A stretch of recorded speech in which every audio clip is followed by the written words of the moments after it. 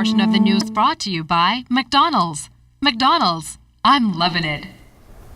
Police have had much success in ridding the streets of guns, but authorities are still challenged with preventing those weapons from breaching our borders. Police also say criminals are using more creative ways to get those weapons in.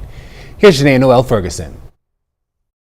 Now, criminals are becoming more and more innovative in smuggling guns into the country. For instance, this briefcase is equipped with a MAC-10 9mm inclusive of a silencer. Officers say it's just one of the ways criminals are getting these guns into the country, and they have a serious problem with persons bringing in weapons through private vessels. They were bringing them in through the ports, disguised in shipments of grocery items. Okay? Mostly down at Kelly's Dock. When that closed up, they moved to Exuma, bringing them through to Exuma and then to have it forwarded on to Nassau. Superintendent Harold Farrington, attached to Bahamas Customs, says the transshipment of weapons through Family Islands is now a real and growing concern. He noted that yachts and luxury vessels were initially allowed any amount of guns on board, provided they had sufficient crew members, but the laws have since been amended. It has been changed to now to 3 firearms per vessel and 250 rounds maximum for each weapon that you have on board. This also creates a challenge. Everybody who comes here are not bona fide tourists.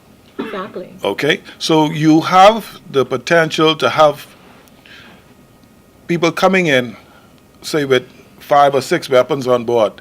They are not required to clear out when they're leaving the Bahamas. So there's no telling where these items, if they carry them back or if they don't carry them back. So somebody who comes in pretending to be a tourist, they could leave the weapons here, come back in about 2 or 3 weeks with a fresh. To many, it may seem like an easy way to get guns on our streets. Farrington laments that you cannot deny foreigners access from guns on their vessels, as they're needed for their protection. Additionally, vessels are only checked at the first port of entry, meaning that guns can be anywhere. They come into Nassau and they leave from Exuma or they leave from Inagua. And there's no clearance going up. No follow-up, no tracing, no. Not at this time.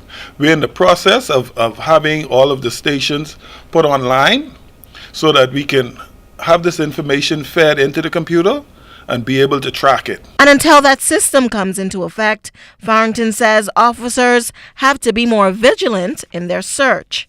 Janae Noel Ferguson, ZNS Network News. The Department of Immigration thanking members of the public for assisting them in their mission of enforcing the country's immigration policies. Immigration Director William Pratt told ZNS News that members of his department are out working daily to ensure that persons not legally entitled to live and work in the Bahamas are located and apprehended. On Tuesday, more than 50 people were taken into custody, many for violation of their work permits. Presently at the detention center, there are more than 300 people housed awaiting repatriation. Mr. Pratt says it is hoped that a Bahamas Air charter flight will leave for Haiti early next week. Those flights cost $32,000 each time. Other nationals are being repatriated as well, including some Cubans. This portion of the news was brought to you by McDonald's. McDonald's, I'm loving it.